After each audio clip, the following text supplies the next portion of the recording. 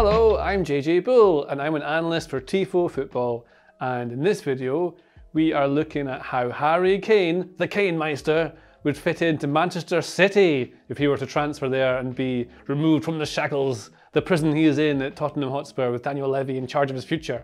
But he might also, you never know, go somewhere else, possibly Manchester United, possibly Paris Saint-Germain. I think that's it, because Barcelona have no money and Real Madrid have very, very little money. And that's pretty much all his options are. But Manchester City is one we're going to focus on. Now, there's a lot of coverage of things like this and the reporting of Harry Kane handing in his, not transfer request, but wanting to move in The Athletic. And if you go to theathletic.com/Tifo IRL, Tifo IRL is a little link here, you can get an offer. So I think it's a 30-day free trial. For that, you sign up, and then if you don't want to read it after that, get rid of it. But if you like it, then you can stay and read it. I love reading it. There's loads of great stuff in there, some excellent reporting, amazing analysis. It's all good. 2 thumbs up from me. And now we're going to look at Harry Kane and whether he can play for Manchester City and what he does. Will he make them better? Will he go? That's what we're going to look at.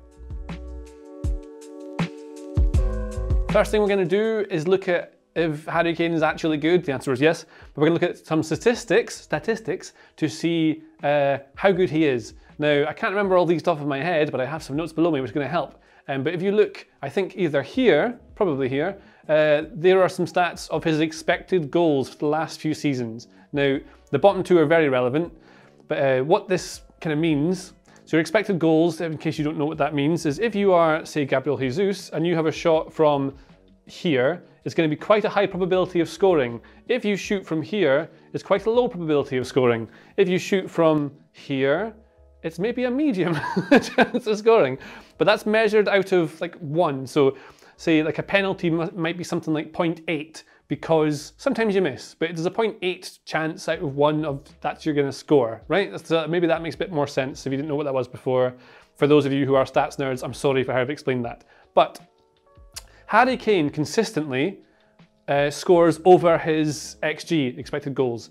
And that is the mark of a top tier player. So the best players in the world will, so if you shoot over your XG, you could say it's lucky, right? So that's what you should probably, it'll balance out over a season, you'll be roughly where your XG is. Harry Kane, since forever, is over his XG and does it every single season. And you see in the 2016-17 season, and I think it's the 2015-16 season, which is the bottom 2, the goals he scores versus what the XG is shows you that he is outperforming, he's performing like a world beater.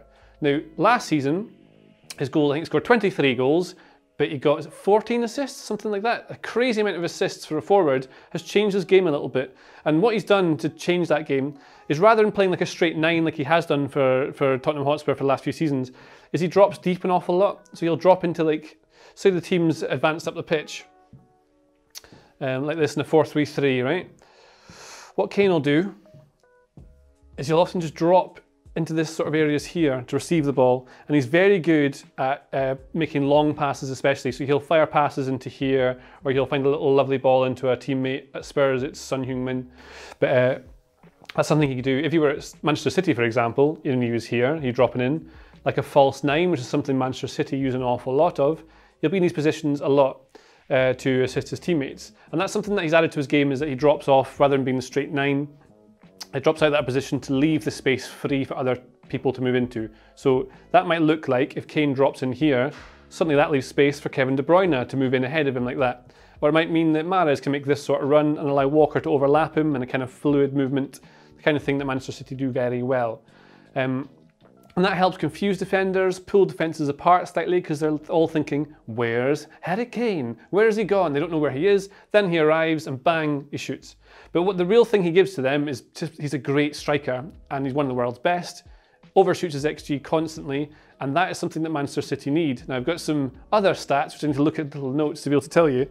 Now, if you think that Spurs finished second in when did they finish second? They finished second in 2016-17, and their expected goals for that season was 68.69. Their actual goals was 86, which is obviously a lot more than maybe you'd expect them. So it's a real overperformance, and over time, that's kind of it's impossible to live up to that. And if you can hear a rumbling noise, it's because we're on a building site. We built a studio next to a building site.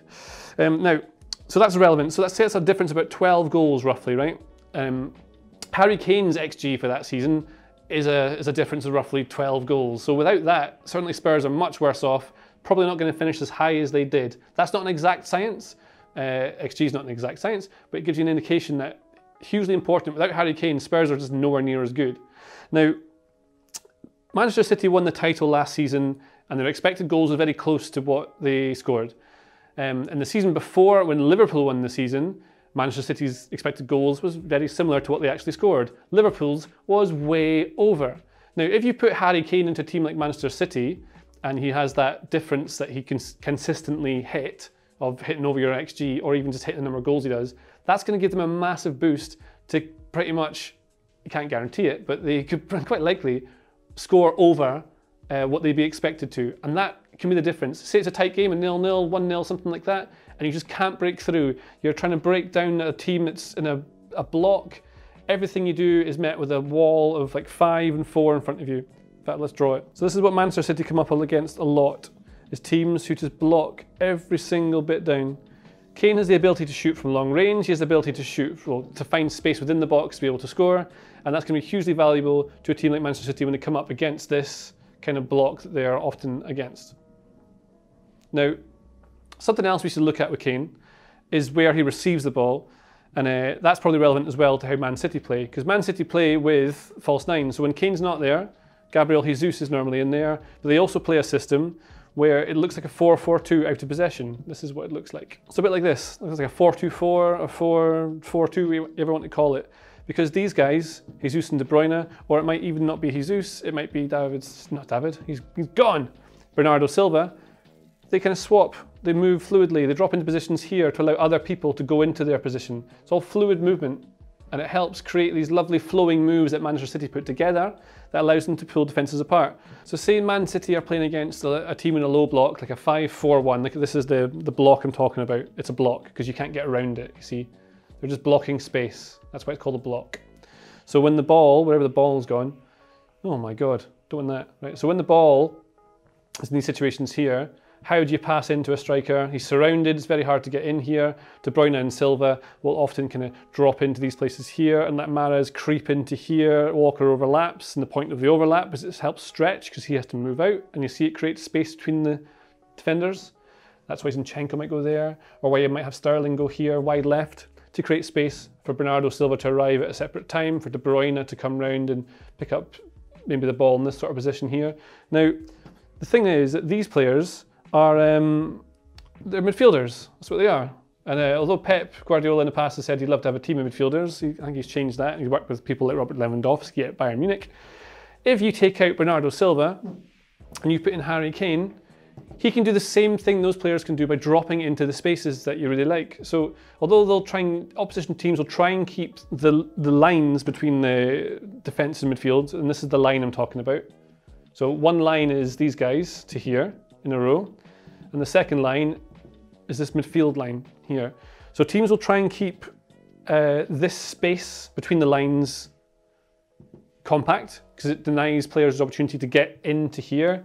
Say he's in here, and Gundogan can come forward and fire in a pass, takes a turn, shoots, goal. But if you squeeze the space and you block it, so between players and between lines, you can't do that. But teams are scared of Harry Kane because he's a great striker, he scores over his XG quite a lot. He'll drop into here, and then suddenly they've got to worry about other players. Mahrez will then turn up at the right time. De Bruyne will turn up at the right time. Then Zinchenko might push up a little bit, and Sterling might come in here, and suddenly you don't know where Kane is. And as they build play on this side here, Kane wanders into the back post. One of his great skills is his awareness of space and his movement and timing of his runs. And they'll just find a way in here. This is all hypothetical, but this is the kind of thing Harry Kane would bring. He brings goals and assists to your team, whereas players like Bernardo Silva help you control a game. Not got that, like, that puncture. He's not going to burst anything, you know? He's going to be able to break things down by helping you pass and control the game and keep the ball. But a player like Harry Kane is going to give you some presence in the box to head things. He's going to give you a bit of physicality. He's not the fastest player, certainly not now, but he will find ways to score, which would be hugely valuable to Man City. And we looked at some of the numbers earlier, all the stats nerds kind of bit, But it's all relevant, and it would make City a much better team were he to be there, not purely because he's just a great player, but also because the way he plays suits them. Most of his touches, actually, he'll pick them up. So if you look at any touch map, this is in The Athletic, it's a great article on how Kane plays. Most of the touches he receives are actually around about here. That's the majority of his touches in the Premier League in this kind of area. He also likes to receive in this area an awful lot. It's the midfield. And that's not just because when teams are building out, they are, they're passing to him early. So say here you think, oh, he's getting so many touches because he's always playing this ball out to him, or he's always playing this sort of long chip pass over the top. That's not what's happening. It is that Kane wants to get in the ball. He has very few touches. So in Euro 2020, just passed, he had some of the fewest touches per game of any striker in the tournament.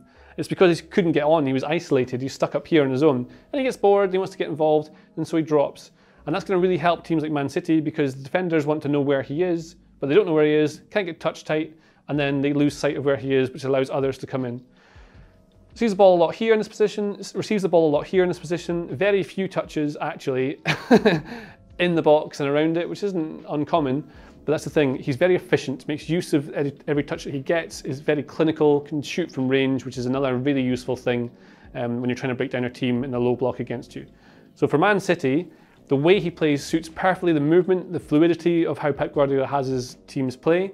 You'll be able to interchange positions with those around him, which is crucial to the way that they build and the way they progress, especially in the final third.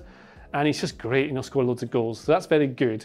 And if they can get him, they prize him away from Spurs, that would be very useful for them. Yes, absolutely. So that's what he'd be like at Manchester City. And now we should look what he'd be like at Manchester United if he could go there. Manchester United, probably the most likely other destination for him. PSG is another, but we'll talk about that briefly at the end. United play a 4-2-3-1 always because of Bruno Fernandes. Weirdly, I mean, it'll definitely work because Kane and Fernandes are both great players, but Kane likes to drop in here, and Fernandes also likes to be here to pull the strings, maybe doing kind of the same thing at the same time. So if Kane pulls in this position here, like we know he gets most of his touches, it might leave room for Fernandes to get into here as more of a 9. It does also give a lot of opportunity for players like Marcus Rashford and Jadon Sancho, who should complete his move to Man United, I can't say that word, soon, get into here. They're going to have Wan-Bissaka on the overlap, Shaw on the overlap, great player.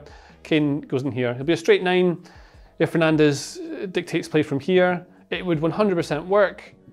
Cavani's, not a hugely different player in build and style, but Kane would give more to Manchester City because I think they're already missing that physical presence up front. That's the thing they don't have. They have Gabriel Jesus, small and nippy. Raheem Sterling, small and nippy. Ferran Torres, small and nippy. Whereas Kane is more bodyish. And that's something they have not got in the box for headers, set pieces. Just give them something extra. But it's relevant how he moves and where he picks the ball up. If United were to go for him, I think he might change his game a little bit and try to stay more within the width of the 6-yard box, which is what kind of thing Jamie Vardy does, and he gets more goals from it. But his contribution in terms of assists would probably diminish. And then you have players like Rashford, Sancho, Fernandes, Shaw stepping up to provide that. If it were a PSG, the difference is that they play a 4-3-3. They might do a 4-2-3-1. They've also played a back 3 over times under Mauricio Pochettino. He knows Kane well, knows what he can do well. He probably plays a straight 9, but then you've got Kylian Mbappe, who would play on the right, and Neymar probably on the left. They can swap around. Angel Di Maria also plays sometimes.